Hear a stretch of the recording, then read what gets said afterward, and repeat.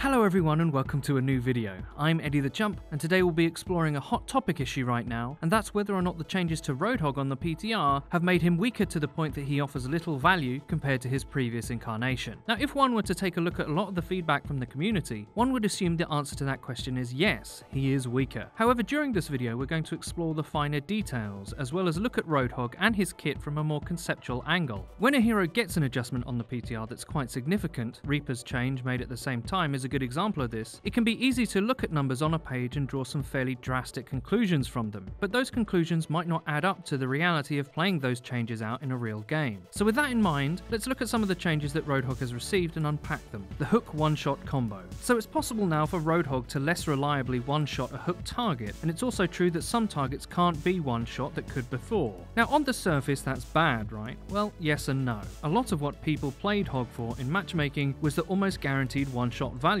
This meant that they could play in a very flanky, individualistic way, and as long as they kept getting insta-kills, they could get away with it. The change to the damage profile makes that harder. So the effect is, you cannot be as undisciplined as Hog now. If you play for solo value, but that value is less reliable, it stands to reason that you'll get caught out more often. So in those terms, yes, the change is negative. However, this does not mean that the combo or the hook itself isn't one of the strongest abilities in all of Overwatch. Think about it for a moment. The hook is an absolutely amazing crowd control tool, and that will always be true. If you play Hog in a disciplined way, with your team from behind a shield, just the act of hooking a target into your team line can be devastating. And what's that, Diva? That's a nice mech. It would be a shame if anything were to happen to it. What gets punished now is the classic solo queue Hog, off on his own playing for himself. If you hook something into your team, you're inviting all of your teammates to shoot that target concurrently. You're focusing their fire for them. That is an incredible edge in a team fight. Head hitbox reduction. So because flanking Roadhogs are being punished more on the PTR, there's been a lot of talk about how punishable Hog will be. In truth, Hog has always been exploitable. He's slow, got a massive hitbox both for his body and for his head. If your hook misses or is on cooldown, Tracer will thank you for being her ult battery. Now one change that doesn't get much traction is actually good for Roadhog.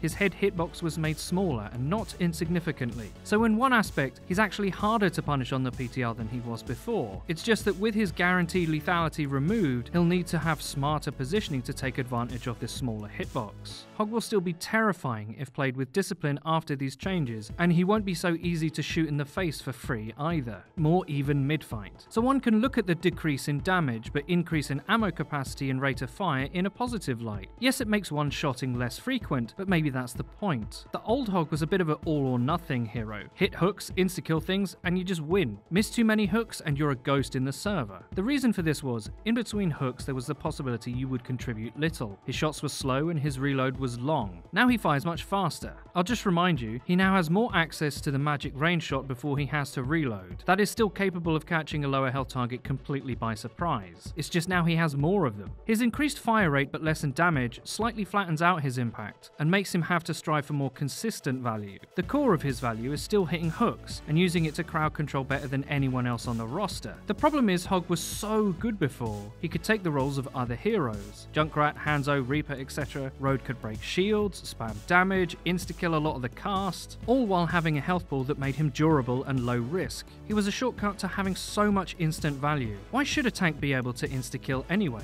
DPS heroes that are meant for actually doing damage have high mechanical costs and small health pools. McCree, my poor McCree, has 1 stun, 200 health, no movement ability besides a small roll, and can't insta-kill. Roadhog has a hook that's way better than McCree's stun, 600 health, could insta-kill, could heal himself, and as a final insult, the hook is on a shorter cooldown than McCree's stun. Sure, McCree's gun was better overall, arguably, but Hog could just hit a hook and that's it, boom, you're done. So what does this all mean? The common sentiment is that he's approaching unplayable. That is far from being true, but if these changes go through, he won't represent the easy answer to many different questions like he did before. Other heroes that do some of what Roadhog does, but in a more defined way, will get space to shine. Reaper will become more prominent for the busting of tanks. Even Orisa might get some traction for her shield breaking talents. Hog will be the hero you go to for the crowd control value, a guy whose hooks focus your team's fire in such a visceral way, you base your strats off of following up its value. The keyword is discipline. You won't be able to play him in a lazy way positionally. You'll want to be hooking in a key target for your team to focus, not off on the maddest of flanks playing for yourself. After all, this is a team game, and these changes require more emphasis on being a team player overall, which is something that Blizzard are always conscious of when making adjustments to a hero. I hope you enjoyed the video. If you did, please don't forget to leave a rating. exciting. If you never want to miss one of our videos again, please click the bell icon next to the subscribe button on our channel to join the notification squad. You'll be in good company. And finally, please follow the Your Overwatch Twitter. It's where you can find updates about new videos and other cool stuff. I've been Eddie the Chump, and until next time.